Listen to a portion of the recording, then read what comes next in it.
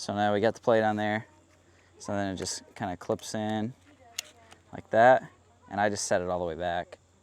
And now I'll just unlock it all to see how bad this balanced. So that's what it would look. So if I turned it on, it'd be like, it'd show red on the screen because it's all unbalanced. What is that lever?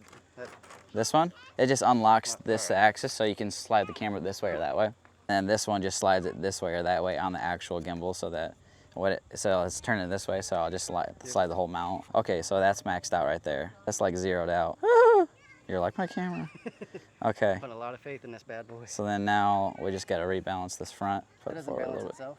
It does once you get it into the range. So you get it like kind of close. Otherwise it'll put too much stress on the motors. There we go. So that's fine. Just like that. We'll lock it all in. Now when we turn it on, it will balance itself. So it's like, it's got a little green thing right there. So that tells you that it's good. And you can click into it and see like how everything's set. So if it was red, you could go in here and see which direction is bad and then just go and fix it. Can you hit record from here and it records on the camera? Or? Yeah, so it's got like an RSS cord. You can do it from here to your camera to use as a remote, or if your camera has Bluetooth, it'll do Bluetooth too. So I just, with the RP, that's what I do. I just use Bluetooth. The only bad thing about that is it'll notice that you change the weight that way. And then it's got like, you can change all the parameters on it. So like, I have it like in fast follow right now. But if you wanted to, you can change it to where it's slower. So if I go slow follow, it's like much slower. So any movements will be smoothed out. And then you can, like I told you earlier, you can do like put like a PlayStation controller on it and control it like that. Cool too. You can change the mode here. So like if I go like this, it'll stay horizontal. But if I change it to like an FPV mode, it'll go down, go up. Or if you put it to the side, it will stay on that side. DJI just made my wallet a little lighter. It's pretty sweet though. I like this way because then you can underhand it like that. Yeah, that is pretty cool. And then just follow. It's pretty sweet. So much better than a Walmart $10 handle. It is, I mean, honestly. And for like I said, like a Best Buy had it for $279. So for what you get for it. The only thing that the only bad thing about these is that it still doesn't do the up and down. So like you'd have to have like a Z-axis. Spring-loaded thing like they put on cars and stuff to eliminate that. So like when you are walking, you still have to be like try to be super, I don't know, smooth still, but it takes all of that, most of the other stuff out. It's pretty sweet. It's definitely like the coolest piece of gear I have now. And then it's got these like 2 mounts right here. So you can get one little side handle for it. Yeah, like the normal RS3, you can get both of them because it's got the mounts on each side. But this one just got this one. But the nice thing is like if I get that, I think Small Rig and Tilta, they both make handles for it. So then you can have it to where they're screw mount handles. So you can do like a battery pack to feed your camera or put like a little Atmos Ninja monitor or something on it so you can have an external monitor. Yeah, it's pretty sweet. It's off right now. Oh. So that's just our balancing, which is pretty good. It's got auto calibration. There's the battery life. Yeah, right. Okay, start calibration. It'll do this. So it's basically finding all the weak spots and then fixing them before you use it. So you can do that anytime if you find, like, say if you were like shooting a wedding or something and you need it, it was acting weird, you could just set it on a table, calibrate it real quick, and then boom. So now it should be perfect. Perfect. The only thing in this world that's perfect. But like, it was already balanced to my RP though, and this is a completely different camera, and it didn't take that long to balance it. You balance it once and then boom. If you're using one camera, but. Yeah, so the settings stay the same then, right? Mm-hmm. Yeah. Yep. All right. All the settings will stay the same, and then like if you did change the camera, had to rebalance it, then you just yeah. If you popped a different lens on it or something. Santa, I've been good. All right, so we got it hooked up to the app. I'm gonna click create, and you got all these options. You got virtual joystick, force mobile, panorama. So we're just gonna go through each one of them and see what they all do. So virtual joystick, I'll go up and down. Basically just that, literally just a joystick on the screen, and you can move in whatever direction you want. You can change the altitude, twist it left and right. You can recenter it, and then you can change like the speed of the gimbal and the smoothness and all that. You can also change your profile, so if you want to make it like, change your modes basically. So if you have a preset mode, you can change that from here too. Force mobile, which is pretty cool. So go into here, and then when you enable it, it actually mimics whatever your device you're using. So you can do the same thing from your phone. I'm just doing it from iPad, but it's pretty It's really responsive, actually. It's really freaky. One thing I noticed is that sometimes it must keep resetting itself on the iPad because I keep having to change the way I hold it, but it really responsive though. Then let's disable that. I can recenter it. Panorama.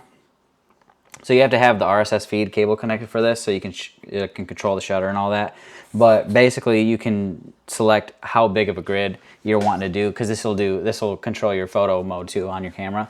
So what you can do is you say, like, if you want to record if you want to capture like this huge panoramic view, you can say I want it to be a grid of like 3x4 or 4x4 or 6x6 or whatever. And so you can change that on here. If I just move that, it'll actually change how big or how small the grid is. And so what'll happen is, say if you choose a square that's like 6 wide by 4 tall, it'll do, each square is a photo, so it'll take that many photos. So it'll take 6 photos and then come down 6 photos and then come down 6 photos and then come down 6 photos. Then you stitch them all together later, and it makes one big panorama that you can put together in like Photoshop or something like that. Time-lapse mode. So say I want to do like a moving time-lapse. You can set it for a certain spot, hit this little plus icon, and then you can set it for a completely different spot where you want it to end up. And then you can hit the plus icon, and you can add multiple spots, multiple waypoints or whatever. So it'll be like an actual motion time lapse, which is really sweet. Tracking. Okay, so this is kind of like the time lapse mode, but basically you can change the stay time and the movement duration. So if you know that you're gonna be making certain camera movements, but you don't have anybody manning this, like personally, you can set it to do a certain camera motion timed. So once a certain point comes, you can activate it, and then it'll do that camera motion, and it'll follow whatever tracking you put on here. And you set the waypoints the exact same way as the time lapse. You move it, and set the waypoint, move it, set the waypoint. Then you can change the stay time for each waypoint and the movement duration, all that, how long it'll take to get from one point to the next point, and then how long it stays at that point before it goes to the next point. So you can actually program those camera movements, which is pretty sweet. Gaming controller, so you can hook up a PlayStation controller, or I have the Xbox Elite controller hooked up. We're just gonna go over the specs of it. It's got a quarter 20 mounting hole. It's got a quarter 20 mounting hole on the bottom side of the actual grip, the handle. So that means you can actually mount it to like a normal tripod, which is really nice. And I actually, right now, I have it mounted straight to that, right on my tripod, on the handle, and it's all stabilized, which is kind of nice because, like, say, videographer for like a wedding or any kind of event, or anything like that, this is kind of nice to actually have this, because what you could do is you could have this as like a little station. Say you're running around, you're filming when you can film, and then you need to lock it off for a second, so you can just put it on a tripod, or if you needed to rebalance it, you could just put it on the tripod, rebalance it real quick, and then keep on going. So I think that's actually a really good feature. I really like things that are universal, so I don't have to go get another DJI tripod just to have like a place to park it if I needed to park it, which is pretty sweet. Specs, more specs. All right, so the battery capacity is 2,450 milliamp hours. That gives you 10 hours of use time.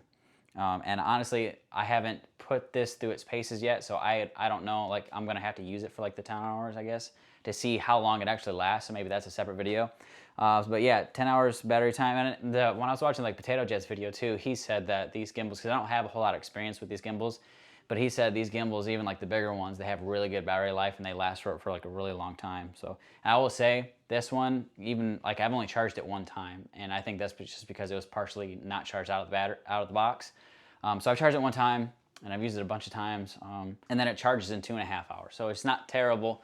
You can park it at night, let it charge overnight or whatever, or if you just got to charge real quick, maybe the only thing with this is that because this is 50% smaller than like the big RS3, it doesn't have interchangeable batteries, so you can't buy extra batteries for this.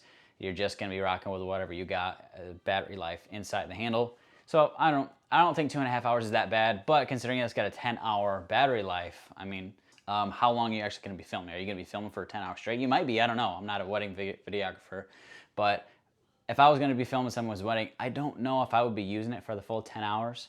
But in that case where you think you might, maybe just pick up another one. I picked this one up for like just over $200. I think $229 I paid for this. And for I think the RS3, the big one, is like $400 something. So you're talking basically like twice the money for the bigger versions. So I guess what I'm saying is, if it's me and I'm shooting weddings, I don't mind running these mirrorless cameras. They're smaller, more lightweight, and most people run a mirrorless today anyway. So unless you're rocking like a big 1DX something blah blah blah, then you can get away with using these smaller gimbals, and then maybe you can get 2 of them if you got 2, say, EOS Rs, or you got 2 Sony FX3s or something like that. Then you can, you know, run a gun and use these little guys and get 2 of these instead of 1 big one, and then you can kind of, instead of, or just have 1 as a backup, just in case your battery does. But, so I guess that is a downside, not interchangeable batteries, but it's half the size of the big version, so you gotta pick your poison there. I like it. I've never had a gimbal before.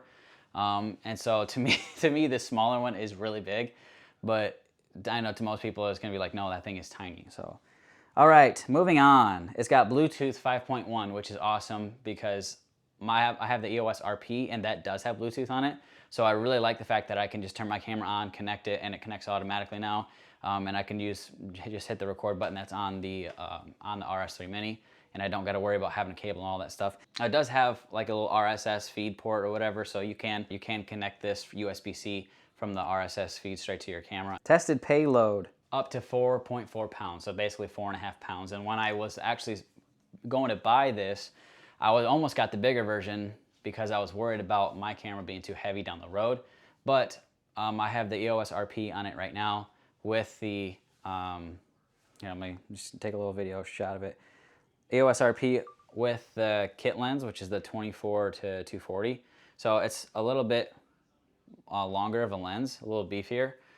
It's nothing like, you know, a 70 to 200 or nothing. I mean, I don't know, maybe it is, maybe the new version, the RF version. But it's, I mean, my point is it's a bigger lens and it handles that perfectly fine. And I think the weight on it was like, this lens plus that body was just like, I don't know, it was like 2 something pounds or almost 3 pounds or something, like very minimal. And then I checked a couple of other lenses that I might want to get down the road with the weight of this body, so, and I'm good, I'm covered. So up to 4.5 pounds is actually quite a lot for these cameras. So it can handle quite a lot of weight, these things can, which is pretty sweet. And then the pan, tilt, and roll, all that stuff, you got 360 degrees. So like where I had the Osmo Plus, which I did a video on a little bit ago, I think about almost a year ago now. Or is that in the spring? Anyway, I did a video on the Osmo Plus. That one will spin, but it'll spin only so much and then it'll stop. And then you have to go the other way. This actually is 360. So if you turn the joystick over, it will just spin and spin and spin and spin, which is really cool. I like that. And then you have other features on it, like the one feature, what is it called? Like the 360 barrel roll or whatever it is. So like you can punch into something and then you just get a whole like 360 pan or whatever it is view of it, which is a cool feature if you're going to use something like that for like a creative video, creative shot. And then the weight of the actual gimbal is 1.75 pounds, so it's just under 2 pounds and it's not that bad. So you add your camera rig to that and you're talking like the whole thing is really, I mean, 4 or 5 pounds, if that, depending on all the setup that you're using. So it also supports like the whole vertical videos and stuff like that. Yeah, so that's just the basic specs on the video, on the what do you call it? Rs3 Mini.